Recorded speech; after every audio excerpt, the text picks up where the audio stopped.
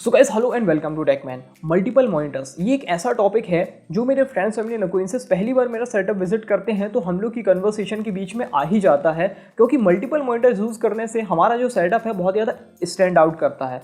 सो वो मुझसे अक्सर ये पूछते हैं कि भाई आपने मल्टीपल मॉनिटर सेट कैसे किए हैं। बहुत ही वैलिड क्वेश्चन है। और कुछ लोग जो ज़्यादा क्यूरियस होते हैं वो ये भी पूछते हैं कि आपने मल्टीपल मॉनिटर सेटअप क्यों किए हैं। बहुत ही वैलिड अगेन ये वाला क्वेश्चन है, क्योंकि अब तक जो वो सेटअप यूज़ कर रहे थे या जो उन्होंने सेटअप देखे थे बहुत ही कॉमन है सिंगल मॉनिटर यूज़ करना। और मेरी सिटी में भी और यदि इंडिया में भी देखें तो मल्टीपल मॉनिटर्स वाला सेटअप एक कॉमन सेटअप नहीं है। सो उनको लगता है कि सिंगल मॉनिटर में उनका काम चल ही रहा था। सो ऐसी क्या वजह होती है, ऐसी क्या रिक्वायरमेंट होती है, ऐसे क्या टास्क होते हैं जिसमें मल्टीपल मॉनिटर्स हमें यूज़ करना पड़ता है और सिंगल मॉनिटर यूज़ करने में हमारा टाइम बहुत ज़्यादा लगता है। और कई चीज़ें तो ऐसी होती हैं जो सिंगल मॉनिटर भी आप यूज़ कर रहे हैं तो इम्पॉसिबल है कि आप अपने पीसी में कर पाएँ। सो वो सारी हम चीज़ें रिक्वायरमेंट डिस्कस करेंगे कि क्यों मल्टीपल मॉनिटर लगाना बहुत ही ज़रूरी हो जाता है। उसके बाद हम आगे चलेंगे कि आखिर मल्टीपल मॉनिटर्स लगाए कैसे जाएँ। इसमें हम लैपटॉप में भी मल्टीपल मॉनिटर्स लगा सकते हैं और डेस्कटॉप में भी मल्टीपल मॉनिटर्स लगा सकते हैं। और इनकी सारी मेथड्स में डिस्कस करूंगा, सबसे कम बजट से लेके सबसे ऊपर वाले बजट तक दोनों में ही, लैपटॉप और डेस्कटॉप दोनों में डिस्कस करेंगे। इसी के साथ मैं यूज़ करता हूं विंडोज 10 ऑपरेटिंग सिस्टम। यदि आपको लिनक्स में और मैक ओएस में भी multiple operating system multiple monitor लगाना है तो भी आप लगा सकते हैं। ये जो मेथड्स मैं बताऊंगा across the operating system work करती है। मैं अपने सेटअप में भी मैक ओएस और लिनक्स चलाता हूँ और ये मल्टीपल मॉनिटर्स मेरे दोनों ही ऑपरेटिंग सिस्टम में प्रॉपरली वर्क करते हैं। इसी के साथ आगे हम चलेंगे, मैं आपको इतना नॉलेज दे दूंगा, इतनी डिटेल्स आपको पता चल जाएंगी कि ऐसे एक्सॉटिक लुकिंग सेटअप आप इजीली बना पाओगे। और ऐसे सेटअप करने के बाद आपको कौन कौन सी सेटिंग्स करना होती हैं मल्टीपल मॉनिटर्स की अपने रिस्पेक्टिव ऑपरेटिंग सिस्टम में, वो सेटिंग्स मैं आपको बताऊंगा। सेटिंग्स के बाद आगे हम चलेंगे तो सॉफ्टवेयर ऐसे कौन से होते हैं जिनको यूज़ करने में आप अपने मल्टीपल मॉनिटर्स के एक्सपीरियंस को बहुत ज़्यादा एनहेंस कर पाएंगे। यदि ऑलरेडी आप मल्टीपल मॉनिटर्स अपने सेटअप में यूज़ कर रहे हैं तो भी ये वीडियो आपके काम का रहने वाला है, क्योंकि आप अपने एक्सपीरियंस को एनहेंस कर पाएंगे। मैंने ऐसी कौन कौन सी मिस्टेक्स की हैं अपने मल्टीपल मॉनिटर सेटअप को लगाने में, जो भी मैं इस वीडियो में शेयर करने वाला हूं। सो यदि आपको इन फ्यूचर मल्टीपल मॉनिटर्स अपने सेटअप में लगाने भी हैं तो आप ऐसी मिस्टेक्स अवॉइड कर पाओगे। जो मिस्टेक्स मैंने नहीं भी की हैं लेकिन लोग करते हैं वो भी इस वीडियो में मैं शेयर करूंगा। उसी के साथ हम इस वीडियो में देखेंगे कि सारी मेथड्स क्या होती हैं मल्टीपल मॉनिटर्स को लगाने की। एक कंप्लीट गाइड रहने वाली है आपके लिए यदि आप मल्टीपल मॉनिटर्स को लेकर क्यूरियस हैं। अब हम अपने फर्स्ट पार्ट को स्टार्ट करते हैं कि आखिर मल्टीपल मॉनिटर्स लगाने क्यों होते हैं। जैसा कि आप देख रहे होंगे इन तीन मॉनिटर्स को मैं यूज़ कर रहा हूँ। फर्स्ट मॉनिटर में जो मैं रिकॉर्डिंग कर रहा हूँ अपनी फ़ोन की और अपने फ़ोन को स्ट्रीम कर रहा हूँ स्क्रैपी के थ्रू। ये चीज़ आप भी बहुत इजीली कर सकते हैं और इसके लिए मैंने वीडियो भी बनाया है। अपने फ़ोन को मॉनिटर और कंट्रोल में अपने फर्स्ट मॉनिटर में कर रहा हूँ। सेकंड मॉनिटर की तरफ चलें तो यहाँ पर जो मैं स्क्रिप्ट है, मेरे बुलेट पॉइंट है कि मैं फंबल कम से कम करूँ और सारी स्क्रिप्ट मुझे एक बार मेमोराइज ना हो तो भी यहाँ पर स्क्रिप्ट मेरी लिखी हुई है। थर्ड मॉनिटर में यदि हम देखें तो जैसा मैं आपको अभी बता रहा था, आप ऐसे एक्सॉटिक लुकिंग सेटअप खुद भी बना सकते हो, जैसे कुछ डेमो वगैरह है मैं आपको यहाँ पर दिखाऊंगा। सो ये चीज़ मैं अपने थर्ड मॉनिटर में कर रहा हूँ। सो अब आपको समझ में आ गया होगा कि ये तीनों मॉनिटर एक अलग अलग टास्क अचीव कर रहे हैं। और यदि ये चीज़ मैं एक सिंगल मॉनिटर में करता, यदि सपोज करो तो ये सारी चीज़ें एक सिंगल मॉनिटर में फिट तो हो जाती, लेकिन यदि मुझे अपना फ़ोन कंट्रोल करना है तो मुझे वापस पीछे जाना पड़ेगा। यदि मुझे अपनी स्क्रिप्ट देखनी है तो अगेन मुझे पीछे जाना पड़ेगा। और इस तरीके से बैकग्राउंड और फोरग्राउंड में मुझे अपने टास्क जो भी ज़रूरत है वो आगे पीछे करना पड़ेंगे। लेकिन मल्टीपल मॉनिटर्स में सारी चीज़ें एक बार में यदि मुझे देखना है रिकॉर्डिंग में तुरंत देख सकता हूं। सो मल्टीपल मॉनिटर का एसेंस यही है कि आपके सामने बहुत सारी डिटेल्स एक बार में अवेलेबल हो जाती है। कई बार हमें बहुत सारी डेटा स्ट्रीम्स अपने को फीड करना पड़ती हैं जो कि मल्टीपल मॉनिटर से हम अचीव कर सकते हैं। बहुत सारा इनपुट एक बार में ले सकते हैं। कई बार हमें बहुत सारा इनपुट देना भी होता है, जैसे कि मल्टीपल चैट्स करना पड़ती हैं, अलग अलग कस्टमर सर्विस में लोगों को हैंडल करना पड़ता है, तभी हमें मल्टीपल मॉनिटर्स लगाना पड़ते हैं जैसे चैट्स वगैरह में। जैसा कि मैं मल्टीपल मॉनिटर्स को अभी इस तरीके से यूज़ कर रहा हूँ। इसके बाद जब मैं एडिटिंग चालू करूँगा प्रीमियर प्रो में और कोई भी एडिटिंग सॉफ्टवेयर में बहुत सारी विंडोज़ होती हैं, लेकिन प्रीमियर प्रो अलाउ करता है कि अपनी विंडोज़ को कस्टमाइज़ करें। प्रीमियर प्रो में यहाँ मेन चलाता हूँ और उसकी कुछ विंडोज़ में यहाँ पर ले आता हूँ, जिससे कि मेरी टाइमलाइन एक फुल मॉनिटर को यूज़ कर पाती है और आंखों पर जोर कम पड़ता है। उसी के साथ यदि मैं प्रीमियर प्रो यहाँ पर यूज़ कर रहा हूँ और मुझे कुछ टिप्स नहीं पता है या एडिटिंग की कुछ ट्रिक्स मुझे सीखनी है तो मैं यहाँ पर ईजिली यूट्यूब चला सकता हूँ और उसको तुरंत यहाँ पर फॉलो थ्रू कर सकता हूँ। यदि मैं सिंगल मॉनिटर चला रहा होता तो यहीं पर मुझे ट्यूटोरियल देखना पड़ता और उसको फिर से प्रीमियर प्रो पीछे जाकर उसमें उसको फॉलो थ्रू करना पड़ता, लेकिन यहाँ वो चीज़ मैं तुरंत कर पाता हूँ। इसी के साथ यदि आपको पता है कि मैं रिव्यू भी करता हूँ, रिव्यू में कई बार चीज़ें हमें कंपेयर करना होती हैं, तो यहाँ और यहाँ दो अलग अलग मॉनिटर में मैं प्रोडक्ट की डिटेल्स खोल लेता हूँ और तुरंत उनको रियल टाइम में कंपेयर कर लेता हूँ। ये मेरे खुद के पर्सनल यूजेस हैं। जब मैं स्टडी करता हूँ, स्टडी में क्या होता है कि एक बार हमें कभी कभी लीनियर रीडिंग करना पड़ती है, एक सिंगल बुक पढ़ना होती है तो हम उसको लगातार पढ़ सकते हैं। लेकिन कई बार हमें पेपर राइट करना होता है और उसके साथ हमें करनी होती है रिसर्च यहाँ पर, तो यहाँ पर मैं लगातार पेपर लिख सकता हूँ अपना और यहाँ पर इन मॉनिटर्स में रिसर्च कर सकता हूँ। लीनियर रीडिंग यदि नहीं करना है, मल्टीपल बुक्स एक साथ पढ़नी है, तो अगेन मल्टीपल बुक्स हम अलग अलग मॉनिटर्स में खोल सकते हैं। इसी के साथ जब हम गेमिंग करते हैं, मेरा सेटअप एक ऐसा है कि इसमें मल्टीपल मॉनिटर्स की इमर्सिव गेमिंग नहीं हो पाएगी, मैं बताऊंगा आपको अपने मिस्टेक्स वाले पार्ट में। लेकिन प्रॉपर मल्टीपल मॉनिटर्स वाले सेटअप में आपको मल्टीपल मॉनिटर्स में अपने सीन को एक्सपेंड कर पाएंगे और वही सीन बहुत बड़े एरिया में आ जाएगा, तो आप एक इमर्सिव गेमिंग कर पाएंगे। उसी के साथ मल्टीपल मॉनिटर्स होने के बाद भी यदि आप सिंगल मॉनिटर में गेमिंग करेंगे तो दूसरे मॉनिटर में आप फॉलो थ्रू कर सकते हैं, उसका गेम का वॉक थ्रू कैसा है, उसकी चीट्स ट्यूटोरियल्स वगैरह देख सकते हैं और ट्रेनर वगैरह यहाँ पर लगा सकते हैं, रियल टाइम में डिटेल्स आप ले सकते हैं। इसके साथ आपने देखा होगा कि शेयर मार्केट में जो ट्रेडर्स वगैरह होते हैं वो भी मल्टीपल मॉनिटर्स यूज़ करते हैं, क्योंकि उनको भी अगेन जो हमारा एसेंस है ज़्यादा से ज़्यादा डिटेल्स लेना होती हैं, इसलिए वो भी मल्टीपल मॉनिटर्स यूज़ करते हैं।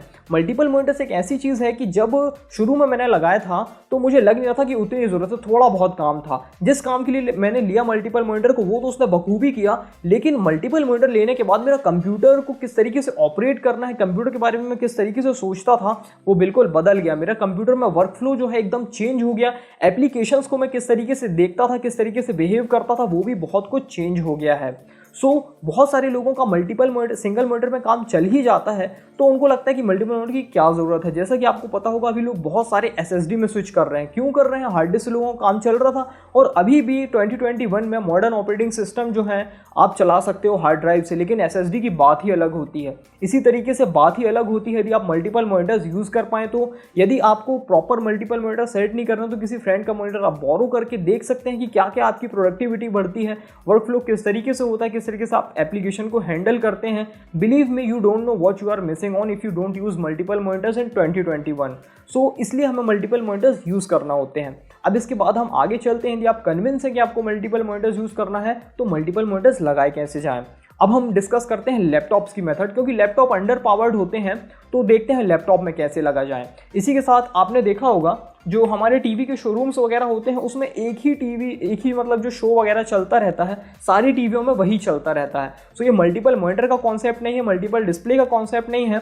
एक ही जो फीड होती है उसमें आप HDMI स्प्लिटर के थ्रू ये बहुत ईजीली अचीव कर पाएंगे और ये बहुत ही बेसिक मेथड होती है।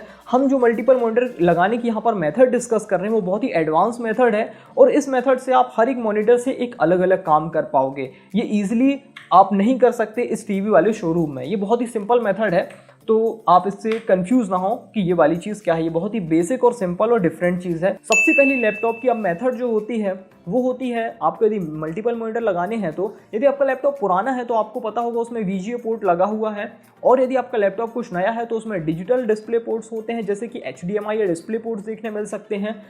आप ईजिली उसमें एक HDMI या VGA जो भी पोर्ट है वो वाली केबल लगाकर एक दूसरा मॉनिटर उसमें ऐड कर पाओगे। इसी के साथ यदि हम आगे चलें, ये सबसे सिंपल मेथड थी। यदि सपोज करो आपका लैपटॉप बहुत थिन है, उसमें मल्टीपल मॉनिटर्स लगाने के लिए कोई पोर्ट नहीं है, या पहले ही आप एक मॉनिटर यूज़ कर रहे हो लैपटॉप में दिए हुए पोर्ट से, आपको एक और मॉनिटर लगाना है। एक तो आप लैपटॉप की डिस्प्ले यूज़ कर रहे हो, आपने उसमें लैपटॉप में दिया गया जो पोर्ट है उसको भी यूज़ कर लिया, आपको एक और लैपटॉप लगाना है। तो उसके बाद बहुत ही सिंपल हमें देखने मिलते हैं USB to VGA एडेप्टर। ये एडेप्टर्स क्या करते हैं, USB 3 में ये लगते हैं और ये एडेप्टर्स अपने आप में एक ग्राफिक कार्ड होते हैं। जैसा कि ग्राफिक कार्ड एक ग्राफिक इंजन है, उसी की तरीके से इसमें हमें यहाँ पर ग्राफिक कार्ड्स देखने मिलता है, जो कि बहुत ही बेसिक कार्ड होता है। उसमें 3D एक्सेलरेशन नहीं होता, ज़्यादा देर तक आप उसमें मूवी नहीं देख पाएंगे। वो रिकमेंडेड होता है कि आप उस VGA पोर्ट को यूज़ करके प्रेजेंटेशन वगैरह कर सकते हो। उसमें प्रेजेंटेशन के साथ साथ आप हल्का फुल्का काम कर सकते हो, जैसे कि पढ़ाई वगैरह उसमें कर सकते हैं, एक्सेल शीट चला सकते हैं, लाइट ब्राउजिंग कर सकते हैं, गेमिंग वगैरह नहीं कर सकते और ज़्यादा देर मूवी देखना भी इसमें एडवाइजेबल नहीं है। लेकिन एक चीप मेथड है अगेन, और जितने आपके पास USB पोर्ट्स हैं उतने USB पोर्ट्स में आप इसको यूज़ करके इजीली चला पाओगे। इसकी खुद की ग्राफिक पावर होती है। यदि आपका कंप्यूटर पहले से ही बहुत ज़्यादा मरा हुआ है तो भी आप अपने लैपटॉप या डेस्कटॉप में इस मेथड से एक एक्स्ट्रा डिस्प्ले लगा पाओगे। उसके बाद हम चलते हैं आगे, तो लैपटॉप में काम करने वाले होते हैं डॉक्स। डॉक्स एक ऐसी चीज़ है कि लैपटॉप में यदि आप लगाते हो तो कुछ लैपटॉप मैन्युफैक्चरर्स अपने लैपटॉप के लिए स्पेसिफिक डॉक्स बनाते हैं जो कि दूसरे लैपटॉप में काम नहीं करते, लेकिन कुछ डॉक्स होते हैं जो यूनिवर्सल होते हैं, जैसा कि अमेज़ॉन की तरफ से आता है अमेज़ॉन बेसिक डॉक्स, जैसा कि मैं यहाँ पर आपको दिखा रहा हूँ। और इसी डॉक में यदि आप देख रहे होंगे ये लैपटॉप से कनेक्ट हो जाता है USB या थंडरबोल्ट या USB-C के थ्रू, और उसके बाद हमें यहाँ पर देखने मिलते हैं मल्टीपल डिस्प्ले पोर्ट, जैसा कि यहाँ पर हमें DVI और HDMI देखने मिल रहा है। उसी के साथ प्रिंटर के लिए यहाँ पर हमें USB 3 देखने मिल रहा है और मल्टीपल USB 2 पोर्ट्स देखने मिल रहे हैं। सो इस तरीके से डॉक्स होते हैं जो कि कंप्यूटर और जो लैपटॉप होता है उसकी फंक्शनैलिटी को काफ़ी ज़्यादा एक्सटेंड कर देते हैं। यदि आपके पास लैपटॉप में बहुत कम पोर्ट्स हैं तो डेस्कटॉप डॉक को यूज़ करके उसके पोर्ट्स भी बढ़ाए जा सकते हैं और एक्स्ट्रा डिस्प्ले भी उसमें लगाई जा सकती है। ये भी डिस्प्ले बढ़ाने की एक नीट मेथड है लैपटॉप में। लैपटॉप भी, ये डॉक्स भी अलग अलग टाइप के आते हैं, प्रोप्राइटरी जो कि उसी लैपटॉप में चलेंगे और यूनिवर्सल जो कि बहुत सारे लैपटॉप्स में चल पाएंगे। डॉक के बाद अभी क्या हो रहा है कि बहुत ही थिन लैपटॉप्स आते हैं लेकिन उसमें दिए गए पोर्ट्स बहुत ही पावरफुल होते हैं। जैसे USB-C या थंडरबोल्ट आपको देखने मिलेगा, उस USB-C या थंडरबोल्ट में यदि आपने एक इस तरीके का हब लगाया तो ना सिर्फ आपको उसमें मल्टीपल आप USB पेन ड्राइव वगैरह लगा पाओगे, कीबोर्ड वगैरह लगा पाओगे, बल्कि उसके बाद आप उसमें ईथरनेट भी लगा पाओगे। उसमें आपको HDMI भी देखने मिल जाएगा, जैसा कि आपको यहाँ दिख रहा होगा। यहाँ पर ईथरनेट है, HDMI है, VGA है। सो सब तरीके की यूनिवर्सल कंपैटिबिलिटी मिल जाएगी। ये भी डिस्प्ले को ऐड करने की एक मेथड है। इसके बाद यदि हम पावरफुल चीज़ें करनी, अब तक जो हमने लैपटॉप की मेथड डिस्कस की वो उतनी पावरफुल नहीं थी। यदि हमें पावरफुल मेथड देखना कि हैवी गेम खेलना, आपका लैपटॉप का CPU तो ठीक ठाक है लेकिन GPU उतना अच्छा नहीं है, सो इसके बाद की मेथड होती है eGPU की। लैपटॉप में जो वाईफाई वाला कार्ड लगा होता है वो डायरेक्ट PCI लेन से लगता है। डेस्कटॉप में तो हम USB में लगा सकते हैं और लैपटॉप में भी लगा सकते हैं जिसमें इनबिल्ट आता है, पर जो वो PCI एक्सप्रेस लेन में लगकर आता है। उस लैपटॉप में हमें वाईफाई कार्ड को निकालना पड़ेगा। यदि आप इस तरीके का eGPU यूज़ करते हो तो उसके बाद इंटरनल आपका वाईफाई नहीं चलेगा, उसकी जगह लगता है एक ऐसा प्लग जो कि वाईफाई कार्ड की तरह ही दिखता है लेकिन उस जगह होकर उस PCI लाइन को एक्सटेंड करता है और उस PCI लेन में हम बाद में एक्सटर्नल GPU लगा सकते हैं। जैसा कि आप देख रहे होंगे यहाँ लैपटॉप में, यहाँ अंदर से वो एक्सटेंडर लाइन आई है और यहाँ पर PCI एक्सप्रेस ग्राफिक कार्ड लगा है। कितना भी आप इसमें हैवी ग्राफिक्स कार्ड लगा सकते हो लेकिन इसमें एक्सटर्नल पावर जो होती है बहुत ही कम मिलती है हमें, जो लैपटॉप की तरफ से आती है, तो उसमें हमें एक्सटर्नल पावर देना पड़ती है अपने से। इसी के साथ लैपटॉप के सारे मेथड्स हमने देख लिए। सबसे पहले आप देखो कि उसमें इंटरनल पोर्ट कितना है। यदि इंटरनल पोर्ट मिल रहा है अच्छी बात है। इंटरनल पोर्ट यदि आपने यूज़ कर लिया है या नहीं है तो आप सबसे सस्ती मेथड लगा सकते हो कि आप उसमें USB to VGA कार्ड लगा लो, इस तरीके वाला। इसके बाद हमने देखी डॉक्स यूनिवर्सल और आते हैं प्रोप्राइटरी वाले। उसके बाद आप USB हब वगैरह लगा सकते हो, थंडरबोल्ट USB-C वगैरह से। और लास्ट में हमने देखा PCI एक्सप्रेस वाली मेथड। इन सारी मेथड से आप अपने लैपटॉप की डिस्प्ले को बढ़ा सकते हो। इसके बाद हम चलते हैं PC की तरफ। PC में भी हम सबसे नीचे से चालू करेंगे कि आपके पास अवेलेबल ऑलरेडी कितने पोर्ट हैं बिना ₹1 खर्च करे। सबसे पहले हम देखते हैं कि आप जो प्रोसेसर ऑलरेडी यूज़ कर रहे हो उसमें यदि इंटरनल GPU है या इंटरनल GPU आप यूज़ कर रहे हो तो वो कितनी डिस्प्ले सपोर्ट करता है। Ryzen 2200G एक ऐसा ग्राफिक कार्ड है जिसमें Vega 6 ग्राफिक्स हमें देखने मिलते हैं। एक ऐसा प्रोसेसर है जिसमें Vega 6 ग्राफिक्स देखने मिलते हैं और ये एक बार में अप टू 6 डिस्प्ले सपोर्ट करता है। सो एक ऐसा प्रोसेसर ये आपके पास है तो उसके बाद आपको ये देखना पड़ेगा कि जिस मदरबोर्ड में वो लगा हुआ है वो कितनी डिस्प्ले सपोर्ट करता है, उसमें कितने डिस्प्ले के आउटपुट देखने मिलते हैं। जैसा कि मैं यूज़ कर रहा हूँ मदरबोर्ड, ये मेरा मदरबोर्ड है, इसमें हमें देखने मिलता है यहाँ पर DVI, VGA और HDMI।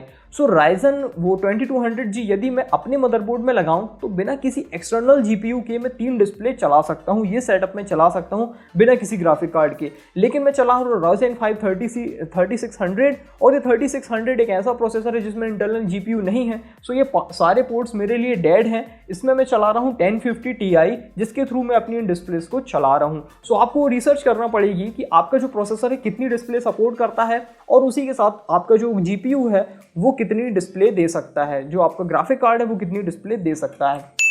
इसके बाद अगेन जो हमने मेथड डिस्कस की थी, आप यूज़ कर सकते हो अपने PC में ऑलरेडी USB to VGA वाला एडेप्टर्स, जिसको एक्सप्लेन किया था। PC में डिस्प्ले एक्सटेंड करने की एक और मेथड आती है जो कि होती है थिन क्लाइंट की। थिन क्लाइंट क्या करते हैं, सपोज करो जैसा मेरा जो PC है बहुत ही पावरफुल PC है और मैं चाहूँ यदि एक साइबर कैफ़े मुझे खोलना हो या इस PC की पावर को एक्सटेंड करना हो तो मैं थिन क्लाइंट नेटवर्क के थ्रू इसमें लगा सकता हूँ। उसमें हमें देखने मिलता है एक डिस्प्ले वाला पोर्ट जैसा VGA देखने मिल रहा है और यहाँ पर हमें देखने मिल रहे हैं USB वाले पोर्ट।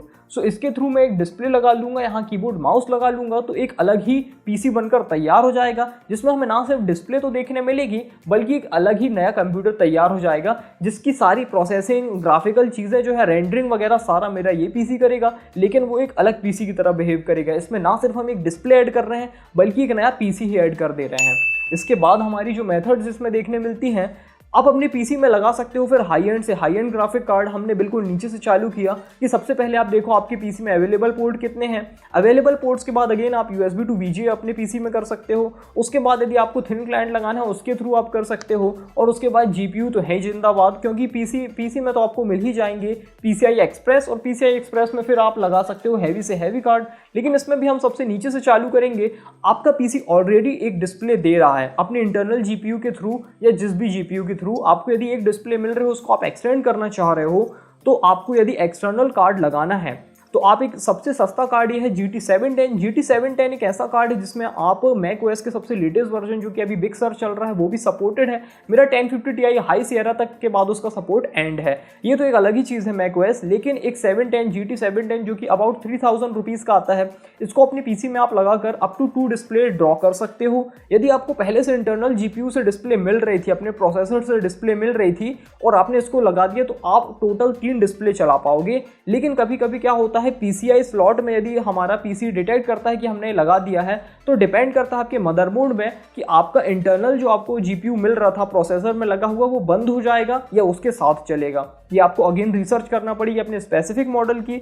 इससे हम 2 डिस्प्ले अप टू 2 डिस्प्ले चला पाएंगे। इसमें हमें 3 पोर्ट तो देखने मिलते हैं, बट ऐसा हमेशा नहीं होता कि जितने पोर्ट देखने मिल रहे हैं आप उतनी ही डिस्प्ले चला पाओ। मेरा जो 1050 Ti कार्ड है उसमें हमें 3 पोर्ट देखने मिलते हैं अगेन, लेकिन हम उसमें 4 डिस्प्ले चला पाते हैं। उसमें जो डिस्प्ले पोर्ट है उसको हम डेजी चेन कर सकते हैं। तो आपको जितने पोर्ट दिख रहे हैं हो सकता है आप उससे ज़्यादा भी चला पाओ और जितने दिख रहे हो सकता है उससे कम भी चला पाओ। तो बहुत ही रिसर्च करना पड़ेगी। आप जो भी हार्डवेयर लेने वाले हो या जो हार्डवेयर आपके पास है उसकी कैपेबिलिटी आपको चेक करना पड़ेगी कि कितनी डिस्प्ले आप ड्रॉ कर सकते हो। यदि हम पावर की बात करें तो GT710 एक ऐसा कार्ड है जिसमें हल्की फुल्की आप गेमिंग कर पाओगे। जैसे GTA 5 वगैरह इसमें चल जाता है, पुराने 2010 के आसपास के गेम हल्के फुल्के इसमें चल जाते हैं। इसमें जो 4K वीडियो है बहुत ही बेकार चलेंगे। 4K के लिए तो आपको इसको बिल्कुल भी नहीं लेना चाहिए, लेकिन सपोर्ट इसका बहुत अच्छा है। मैंने बताया macOS में भी चल जाता है। इसी के बाद यदि आपको हल्की फुल्की गेमिंग करना है, 2 मॉनिटर चल जाते हैं। 1030 एक कार्ड आता है, उसमें आप एक मॉनिटर में डिसेंट गेमिंग कर पाओगे और इसमें थोड़ा लाइट वर्क कर पाओगे। उसके बाद आप चाहते हो कि ट्रिपल मॉनिटर गेमिंग कर पाएँ, थोड़ी इमर्सिव वाली, यदि आपका ट्रिपल मॉनिटर सेटअप है, हल्की फुल्की ट्रिपल मॉनिटर गेमिंग यदि आपको करनी है तो आपको 1050 या 1050 Ti लेना चाहिए। और यदि सिंगल मॉनिटर में एक डिसेंट गेमिंग करनी है तो अगेन 1050 Ti वो आपको करा देगा। इसके बाद स्काई इज द लिमिट, क्योंकि हम 1050 Ti के बाद 11-12 हज़ार के बजट में पहुंच चुके हैं। 15-16 हज़ार फिर 20-25 हज़ार आपको समझ में आ जाएगा। हमने सबसे नीचे से चालू किया था। इसके बाद again sky is the limit. So हमने देखी सारी मेथड्स कि हमको पोर्ट्स किस तरीके से सोर्स करना है, लैपटॉप में भी और डेस्कटॉप में भी। हमने ग्राफिक कार्ड भी लगाया, USB टू VGA भी लगाया। तो इससे हमें क्या मिले, हमें मिले पोर्ट्स। अब तक हमने पोर्ट्स की बात की है। सो गाइस, इन्हीं पोर्ट्स के साथ हमें एक प्रॉब्लम भी देखने मिलती है, वो होती है पोर्ट्स मिसमैच की। वो प्रॉब्लम एक्चुअली क्या होती है, जैसा मेरे पास यहाँ पर थर्ड डिस्प्ले है उसमें सिर्फ हमें VGA देखने मिलता है और मेरा जो 1050 Ti कार्ड है उसमें हमें VGA है ही नहीं। अब हम क्या करें, बीच में मुझे एक इस तरीके का अडेप्टर देना पड़ता है जो कि 1050 Ti के डिस्प्ले पोर्ट से एक VGA पोर्ट को कन्वर्जन करता है और उसमें VGA लगाकर मैं फिर यहाँ पर अपनी डिस्प्ले को चला सकता हूँ।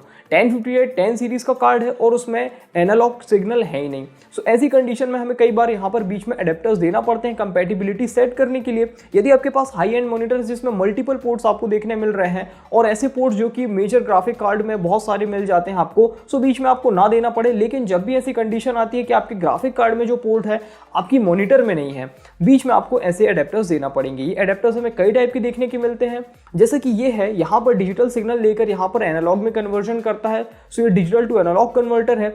इसी के साथ हमें देखने मिलते हैं जो कि कुछ एनालॉग टू डिजिटल कन्वर्जन करते हैं, जो कि बहुत ही पुराने, मतलब कुछ अलग ही तरीके का सॉल्यूशन में आता है, लेकिन वो भी अडेप्टर्स देखने मिलते हैं। इसी के साथ हमें अडेप्टर्स देखने मिलते हैं जो कि डिजिटल टू डिजिटल कन्वर्जन करते हैं और वो अडेप्टर्स बिल्कुल पास थ्रू होते हैं, उसमें कोई भी अंदर चिप चिपसेट वगैरह नहीं होती, इसमें एक्चुअली कन्वर्जन होता है। यहाँ पर एक चिपसेट होती है जो कि पावर एक्चुअली यहीं से ड्रॉ करती है। और डिस्प्ले पोर्ट में तो हमें साउंड का सिग्नल भी देखने मिलता है, लेकिन यहाँ पर VGA साउंड का सिग्नल नहीं है। लेकिन कुछ यदि आपके मॉनिटर है जिसमें कि एक्स्ट्रा साउंड आप लगा सकते हैं या आपको स्पीकर ड्रॉ करना है, तो कुछ ऐसे अडेप्टर्स आते हैं जिसमें साइड में हमें एक 3.5 ऑक्स केबल भी देखने मिल जाती है। सो ये इस तरीके की चीज़ें हमें अडेप्टर्स में देखने मिलती है। अडेप्टर्स के लिए मैंने एक सेपरेट वीडियो बनाई, ये वीडियो पहले ही बहुत ज़्यादा बड़ा होने वाला है। और यदि आपको अडेप्टर्स के बारे में ज़्यादा जानना है, किस किस तरीके के अडेप्टर्स होते हैं, क्या आप उससे एक्सपेक्टेशंस रख सकते हैं, क्या आपको प्रॉब्लम्स हो सकती हैं अडेप्टर्स के साथ, तो उस डेडिकेटेड वीडियो को आपको जरूर चेक करना चाहिए। मल्टीपल मॉनिटर्स में इन अडेप्टर्स की जरूरत पड़ ही जाती है। आगे हम चलते हैं मॉनिटर की बात करते हैं कि मॉनिटर को किस तरीके से देखा जाए मल्टीपल मॉनिटर के कॉन्टेक्स्ट में। मैं एक डेडिकेटेड बाइंग गाइड बनाने वाला हूं कि मल्टीपल मॉनिटर्स या सिंगल मॉनिटर आपको लेना हो तो आपको ऐसी कौन कौन सी चीज़ होती हैं जो कि ध्यान में रखनी चाहिए। मॉनिटर को लेते टाइम बहुत सी चीज़ें लोग मिस्टेक कर देते हैं, मैंने भी की है। इसकी मैं डेडिकेटेड बाइंग गाइड बनाने वाला हूं कि कौन कौन सी चीज़ें हैं जिसमें आपको फोकस देना चाहिए, नोटिस करना चाहिए। अभी इस कॉन्टेक्स्ट में हम देखते हैं मल्टीपल मॉनिटर्स के कि कौन सी चीज़ें हैं जो कि मॉनिटर की आपको ध्यान में रखनी चाहिए। मल्टीपल मॉनिटर के कॉन्टेक्स्ट में मॉनिटर की बहुत सारी चीज़ें ध्यान रखने वाली नहीं है। जैसा कि मैं आपको अपनी मिस्टेक अब यहाँ पर बताता हूँ कि मैंने क्या क्या की है। वो ये है कि जैसा आप देख रहे होंगे इन तीनों मॉनिटर का साइज़ कुछ बड़ा छोटा है, इन तीनों मॉनिटर का मॉडल बड़ा है, अलग आगे पीछे है। ये एक बहुत बड़ी मिस्टेक है यदि आपको मल्टीपल मॉनिटर लगाना है तो। लेकिन होता क्या है, आपके पास अभी एक मॉनिटर है, आपको वो चल भी रहा है अच्छे से, अब आपको दूसरा तीसरा मॉनिटर ऐड करना है तो आप उसी में ऐड करोगे। सो यहाँ आपकी मिस्टेक नहीं है, क्योंकि जो आपको पहले पता नहीं था तो आपने ऐड कर लिया। अब उसको फेंक तो सकते नहीं क्योंकि चल रहा है। और कोई भी मॉनिटर आप एक साथ लगा सकते हो, लगाने में कोई इशू नहीं है। आप लगाने को कुछ भी लगा सकते हो, CRT भी लगा सकते हो और प्लाज्मा लगा सकते हो, OLED कुछ भी लगा सकते हो। इसके बाद जो इशू आते हैं हम वो डिस्कस करते हैं कि क्या होते हैं। जैसे कि आप यहाँ पर देख रहे होंगे, ये वाला मॉनिटर है मेरा, सभी की रेजोल्यूशन और जो पिक्सल डेंसिटी है वो अलग अलग है। ये मेरा 24 इंच का 1080p मॉनिटर है, यहाँ पर 22 इंच का 1080p मॉनिटर है और यहाँ 20 इंच का 900p मॉनिटर है। अब इशू क्या आता है इसमें कि जैसा आप देख रहे होंगे ये विंडो है, अब हमारे 1080p इस जगह 24 इंच में फैले हुए हैं और यहाँ 22 इंच में फैले हुए हैं। सो इजीली यहाँ पर पिक्सल बड़े हैं तो यहाँ पर हमें विंडो बड़ी और यहाँ पर छोटी देखने मिलती है। और इस तरीके से हमारी जो विंडो जब हम एक मॉनिटर से दूसरे मॉनिटर तक लाते हैं तो वो हमें कटी हुई देखने मिलती है। यही चीज़ यहाँ पर भी हमें देखने मिलती है। इनकी एजेस अलग अलग देखने मिलती है। अलग अलग मॉनिटर्स होने के कारण उनकी सेटिंग्स भी अलग अलग होती हैं, उन तक जो पहुँचने की बटन्स होती हैं वो भी अलग अलग होती हैं। उसी के साथ सेटिंग्स के बाद यहाँ पर जो हमें ब्राइटनेस देखने मिलती है उनका लेवल्स भी एकदम डिफरेंट होता है। कॉन्ट्रास्ट की सेटिंग भी यहाँ पर हमें अलग अलग देखनी पड़ती है। यही मॉनिटर मेरा जो बीच वाला है वो 75 हर्ट्ज़ का मॉनिटर है और ये दोनों मॉनिटर जो है बाजू वाले 60 हर्ट्ज़ के मॉनिटर हैं। उसमें इशू क्या आता है कि यहाँ पर जो मैं विंडो को चला रहा हूँ ये बहुत ही स्मूथ लगती है 75 हर्ट्ज़ पे, लेकिन जब मैं उसे यहाँ ले जाऊँगा तो उतनी स्मूथ नहीं लगेगी। क्योंकि यदि आप एक सिंगल 60 हर्ट्ज़ का मॉनिटर चला रहे हो तो आपको समझ में नहीं आएगा, लेकिन जब लगातार कंपैरिजन होता है ना तो बहुत ही ज़्यादा विजिबल हो जाती है वो चीज़। सो मैंने क्या किया है कि इसको 74 हर्ट्ज़ पे डाउनग्रेड किया है। वो इसलिए क्योंकि ये वाले मॉनिटर सिर्फ 74 हर्ट्ज़ तक ओवरक्लॉक हो रहे थे। सो इसको मैंने अंडर क्लॉक किया है 1 हर्ट्ज़ पे और इसको ओवरक्लॉक किया है मैंने 74 हर्ट्ज़ पे। तो सारे के सारे मॉनिटर अब जो हैं 74 हर्ट्ज़ पे चल रहे हैं। इससे होता क्या कि जो भी विंडो में इधर से उधर ड्रैग करता हूँ कम से कम उसकी स्मूथनेस जो है एक सी देखने मिलती है। सो ये वाला इशू भी हमें देखने मिलता है। बहुत ही सारे इशू देखने मिलते हैं। सेटअप की जो कंसिस्टेंसी आप देख रहे होंगे एक सा नहीं है और यहाँ पर स्टैंड भी जो है अलग अलग हैं, कलर टाइप अलग अलग हैं।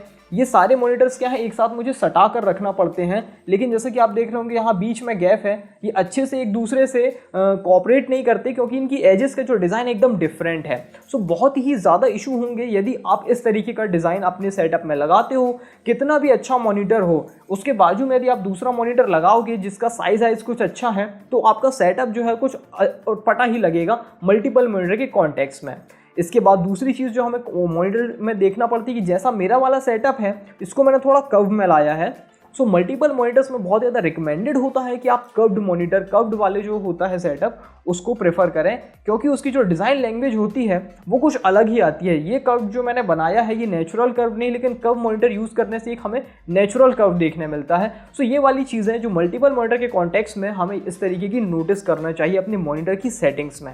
गाइस मल्टीपल मॉनिटर के कॉन्टेक्स्ट में हमने देखा कि मॉनिटर के ऐसे कौन कौन से पॉइंट होते हैं जो कि आपको नोटिस करने चाहिए और हमने थोड़ी बहुत कर्व्ड मॉनिटर की भी बात की। आपको एक से मॉनिटर लेने हैं। सबसे पहली चीज़ यदि रहेंगे तो आपको बहुत ही ज़्यादा फायदा मिलेगा। इमर्सिव गेमिंग आप कर पाओगे, बहुत ही ज़्यादा फायदे हैं इसके।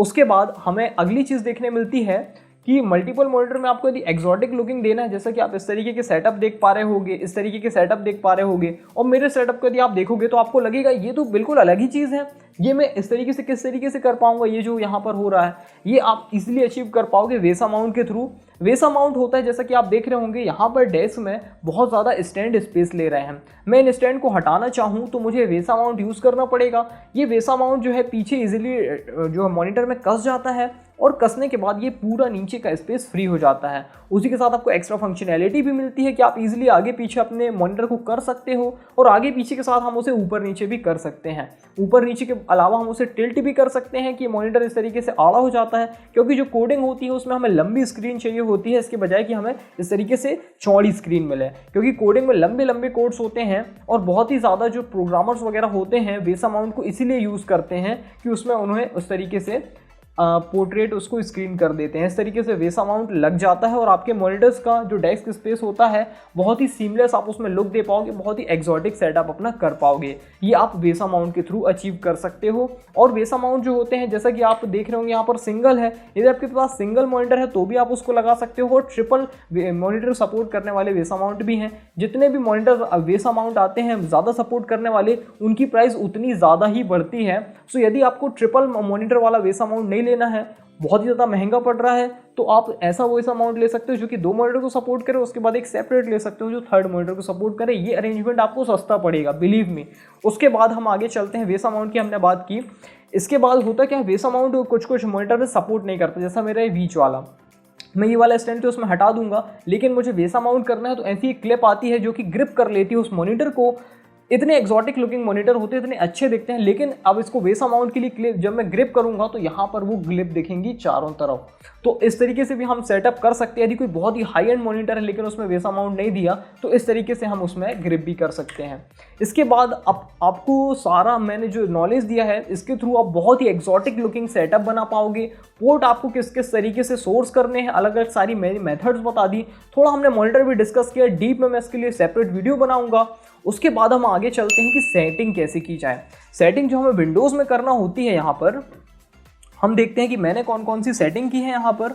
और विंडोज़ में जैसा कि आप देख रहे होंगे ये मेरा मेन मॉनिटर है, और यहाँ पर सेटिंग्स होती हैं जो कि कुछ ऑपरेटिंग सिस्टम के थ्रू की जाती हैं, जो कि यहाँ पर मैं डिस्प्ले सेटिंग में आपको दिखाऊंगा। और यहाँ हमें इस तरीके से सेट करना है। ये 3 मेरी डिस्प्ले लगी हुई हैं। जब मैं इसमें आइडेंटिफाई करूँगा तो यहाँ 1 2 3 जो पोजीशन आपको दिख रही होगी 1 3 2, वही पोजीशन जब मैं सेट करता हूँ तो नेचुरल पोजीशन आती है, क्योंकि पीसी को तो पता नहीं होता कि इस डिस्प्ले के जस्ट बाजू में ये डिस्प्ले है। पीसी को आप कैसे बताओगे? या आप इजीली इन डिस्प्लेस को उठाकर इस तरीके से अरेंज कर सकते हो। कुछ अपने मॉनिटर्स को एक के ऊपर एक भी लगाते हैं, जैसा कि मैंने इसके पहले दिखाया था। तो अभी हम क्या करते हैं, इस मॉनिटर को इसके ऊपर सेट कर देंगे। हम पीसी को इस तरीके से बताएंगे कि छोटा मॉनिटर जो है इस वाले मॉनिटर के ऊपर है। सो हमने अपने पीसी को बता दिया कि हमारी छोटी डिस्प्ले जो है यहाँ पर ऊपर है। तो आपने देखा होगा कि अब हम यहाँ से जब ऊपर ले जाते हैं तो हमारी छोटी डिस्प्ले जो है उसमें इस तरीके से यहाँ पर आ जाता है। सो इस तरीके से हम पीसी को बता सकते हैं, और ये सेटिंग हमें अपनी करनी ही होती है। उसी के अलावा हम कितनी भी डिस्प्ले यहाँ पर ऐड कर लें, एक डिस्प्ले हमेशा हमारी एक मेन डिस्प्ले होती है, खासकर विंडोज़ 10 में। सो उसके लिए यहाँ पर सेटिंग होती है make this my main display. जो मेरी 2nd नंबर की डिस्प्ले है जिसको विंडोज़ डिटेक्ट कर रहा है, आइडेंटिफाई करने में अगेन यहाँ 2 लिखा आ रहा है। सो इस वाली डिस्प्ले जो मेरी बड़ी डिस्प्ले है उसको मेन डिस्प्ले बनाने के लिए यहाँ पर सेटिंग होती है make this my main display. इसमें सारे जो आइकॉन्स होते हैं प्राइमरी वगैरह वो हमें यहाँ मिल जाते हैं। सो ये वाली सेटिंग हमें विंडोज़ में देखने मिलती है। मैं यूज़ कर रहा हूँ NVIDIA का 1050 Ti, जिसकी सेटिंग होती है, मैंने आपको पहले भी बताया था कि मैं 74 हर्ट्ज़ पे इन तीनों को यूज़ कर रहा हूँ। और वो मैं किस तरीके से कर रहा हूँ मैं आपको यहाँ पर बताता हूँ। एसर जो मेरा मॉनिटर है उसको मैंने 74 हर्ट्ज़ की प्रोफाइल बनाई है, और LG मेरा 74 हर्ट्ज़ पे है, और AOC वाला मॉनिटर मेरा 74 हर्ट्ज़ पे है। ये मैंने सेटिंग इसमें की है। इसको ओवरक्लॉक कैसे किया जाता है इन डिस्प्ले को, वो भी मैं आपको एक सेपरेट वीडियो में बता दूंगा, लेकिन मैं इसे इस तरीके से यूज़ कर रहा हूँ, ये मैंने आपको बताया है। अब इसके बाद किसका नंबर आता है? इसके बाद नंबर आता है एक बहुत ही इंपॉर्टेंट सॉफ्टवेयर का, जो कि मल्टीपल मॉनिटर को यूज़ करने में बहुत ही सारे सॉफ्टवेयर हैंगे, लेकिन उन सारे सॉफ्टवेयर को कंबाइन करके बहुत ही बढ़िया सॉफ्टवेयर है, वो है डिस्प्ले फ्यूजन। आपको अलग अलग काम करने के लिए मल्टीपल मॉनिटर्स में अलग अलग सॉफ्टवेयर मिल जाएंगे, लेकिन यही एक सॉफ्टवेयर है जो कि जैक ऑफ ऑल ट्रेड्स है। मतलब सारी सॉफ्टवेयर टूल्स आपको इसमें देखने मिल जाएंगे मल्टीपल मॉनिटर्स के लिए, वो है डिस्प्ले फ्यूजन। जो मैं उसके सॉफ्टवेयर के फंक्शन यूज़ करता हूँ मैं आपको तुरंत बताता हूँ। जैसा कि आप देख रहे होंगे इन तीनों अलग अलग मॉनिटर्स में मैं अलग अलग वॉलपेपर यूज़ कर रहा हूँ। ये मैं अचीव कर पा रहा हूँ डिस्प्ले फ्यूजन की बदौलत। और उसके अलावा एक दूसरी चीज़ है जो कि बहुत ही इंपॉर्टेंट है, मैं आपको यहाँ पर दिखाता हूँ, थोड़ा आपको नोटिस करना पड़ेगा। वो ये है कि एनवीडिया का जो कंट्रोल पैनल है उसका यहाँ पर आइकॉन बना हुआ है। जब मैं इसे ले जाऊँगा तो वो गायब हो गया, आपने देखा होगा। जब मैं इसे यहाँ पर लाया तो फिर वो आइकॉन यहाँ पर आ गया, अब वो फिर गायब हो गया। सो गाइस, ये जो स्विचिंग हो रही थी कि जिस मॉनिटर में हम ले जाएं वहीं पर उसका आइकॉन दिखे उस टास्क बार में, ये भी डिस्प्ले फ्यूजन की बदौलत हो रहा है। क्योंकि विंडोज 10 में क्या होता है, यदि आपने 10 एप्लीकेशन खोल ली तो वो इस मॉनिटर में भले ही हो, लेकिन सारे के सारे टास्क बार में वो दिखता है कि वो एप्लीकेशन कहीं ना कहीं खुली हुई है। इसको रेलिवेंट टास्क बार में वो वाले आइकॉन दिखें उसके लिए हमें डिस्प्ले फ्यूजन यूज़ करना पड़ता है कि जिस डिस्प्ले में हम जौन सी एप्लीकेशन चला रहे हैं बस उसी के टास्क बार में हमें उसकी डिटेल दिखे। ये भी डिस्प्ले फ्यूजन करता है। इसके अलावा बहुत सारी चीज़ें हैं कि जैसे आप एक फुल स्क्रीन में कोई एप्लीकेशन यहाँ पर खुली हुई है, यहाँ पर उसको लाओगे तो यहाँ पर भी तुरंत फुल स्क्रीन में खुलेगी। ये भी इस तरीके के फीचर हमें डिस्प्ले फ्यूजन में देखने मिलते हैं। और डिस्प्ले फ्यूजन के बाद एक बहुत ही निफ्टी, बहुत ही ब्यूटीफुल सॉफ्टवेयर है लाइवली। जैसे कि अभी मैंने आपको डिस्प्ले फ्यूजन में बताया था कि मैं अलग अलग वॉलपेपर यूज़ कर रहा था अलग अलग मॉनिटर में। लाइवली के थ्रू आप एक ऐसा कंटिन्यूटी वाला लुक अचीव कर सकते हैं। वैसे तो मॉनिटर मेरे हैं डिफरेंट, लेकिन ऐसा कंटिन्यूटी सीमलेस थोड़ा लुक आप इसमें अचीव कर पाएंगे। एक सही इसमें वॉलपेपर रहते हैं और उसी के साथ वो लाइव अलग रहते हैं। ये चीज़ आप लाइवली से कर पाएंगे। इस तरीके के इसमें आपको वॉलपेपर देखने मिलेंगे। ये थोड़ी जीपीयू पावर तो कंज्यूम करते हैं, लेकिन आपको एक बहुत ही बढ़िया लुक देंगे। ये मल्टीपल मॉनिटर्स में बहुत ही ज़्यादा अच्छे लगते हैं। सिंगल मॉनिटर में आप इसको यूज़ कर सकते हो, नो प्रॉब्लम, लेकिन मल्टीपल मॉनिटर में जो कंटिन्यूटी वाला लुक आता है लाइवली के थ्रू, उसकी बात ही अलग होती है। सो ये कुछ सॉफ्टवेयर है जैसा कि डिस्प्ले फ्यूजन मैंने आपको बताया, जो लाइवली है वो, और विंडोज़ में हल्की फुल्की सेटिंग कैसे की जाती है, और जो ओवरक्लॉक में कर रहा हूँ वो भी मैंने आपको बताया। अब मुझे लगता है कि आपको इतना नॉलेज हो गया है कि आप मल्टीपल मॉनिटर्स इजीली सेट कर पाओगे। मैंने आपको सॉफ्टवेयर बताया, और लिनक्स और मैक ओएस में कोई बहुत ज़्यादा चीज़ नहीं है। इतना यदि आप टेक्निकल चीज़ यदि कर लोगे तो बहुत ही आसान है। मैं खुद भी चला रहा हूँ, उसमें ज़्यादा कुछ फिगर आउट करने वाली चीज़ नहीं है। बहुत ही स्ट्रेट फॉरवर्ड है, बहुत ही इंट्यूटिव है कि मैक ओएस और उसमें चीज़ें कैसे सेट करनी है। अब इसके बाद हमें क्या करना है, आपको पूरा नॉलेज वगैरह हो गया है। अब इसमें मैं एक और चीज़ कर रहा हूँ, वो ये कि मल्टीपल मॉनिटर्स मेरे ये हैं, यदि मुझे बीच में से बंद करके जाना, अब तक हमने यही बात की है कि मल्टीपल मॉनिटर सेट कैसे करना, यूज़ कैसे करना, लेकिन हमेशा ज़रूरत नहीं होती कि आपको तीनों के तीनों ही मॉनिटर यूज़ करने हैं। जैसे कि मैं यहाँ पर मूवी एंड टीवी सीरीज़ देख रहा हूँ, या कोई ऐसा काम कर रहा हूँ जिसमें मुझे सिंपल ही मॉनिटर चलाना है, लीनियर रीडिंग कर रहा हूँ। सो ये दोनों मॉनिटर 10-10 वाट की पावर कंज्यूम करते हैं, और जब ये 50 घंटे चलेंगे तब 10 रुपये की लाइट जलेगी। सो इस पावर को सेव करने के लिए यहाँ पर मैंने एक ऐसी पावर स्ट्रिप लगाई है जिसके थ्रू मैं इंडिविजुअल मॉनिटर को बंद कर सकता हूं और चालू भी कर सकता हूं। सो ये चीज़ भी आप इस तरीके से, मेरी टिप है जो कि आपको यूज़ करना हो तो आप फॉलो थ्रू कर सकते हैं। इससे पहले एक और पॉइंट है जो कि आपको याद रखना चाहिए, वो ये कि जिस भी जगह, जिस भी मॉनिटर में हम जो भी विंडो यूज़ करते हैं, जो भी एप्लीकेशन यूज़ करते हैं, यदि आपने उसको बंद कर दिया तो अगली बार जब आप उसको खोलेंगे तो वो वहीं पर खुलेगी। अब सपोज करो यहाँ पर मैं VLC में एक मूवी देख रहा हूँ, तो सिंगल मॉनिटर का मुझे यूज़ पड़ रहा है। अब यहाँ पर मैं यदि क्रोम खोलना चाहूँ तो मैंने क्रोम में क्लिक कर दिया, लेकिन मुझे क्रोम मिलेगा ही नहीं। क्यों नहीं मिलेगा? क्योंकि लास्ट टाइम मैंने क्रोम यहाँ पर बंद किया था अपने सेकेंड मॉनिटर में। सो उसके लिए मुझे अगेन यहाँ पर जाना पड़ेगा। सो विंडोज़ जो है रिमेंबर रखता है कि आपने लास्ट टाइम कौन सी एप्लीकेशन किस मॉनिटर में यूज़ की थी, और वो उसी में उसको चालू करता है। यहाँ पर हमें क्रोम देखने मिल गया। सो ये एक पॉइंट है जो कि आपको याद रखना चाहिए। अब मुझे उम्मीद है कि आपको इतना नॉलेज हो गया होगा कि आप multiple monitors exotic looking setup भी बना पाओगे। हमने सारी मेथड डिस्कस की हैं, और यदि आप कुछ मेथड मैंने छोड़ दिए हैं तो प्लीज़ आप इसे कमेंट में बताइए, क्योंकि इसके लिए मैंने रिसर्च काफ़ी की है। मुश्किल है कि कुछ मेथड छूटी हों, बट प्लीज़ बताइए जिसमें कि कुछ लोगों को लग रहा हो ये मेथड उनके लिए सूटेबल नहीं है, तो उनको वाली मेथड पता चल पाएँ। I hope you liked it, and I will see you in my next one. Thanks a lot guys.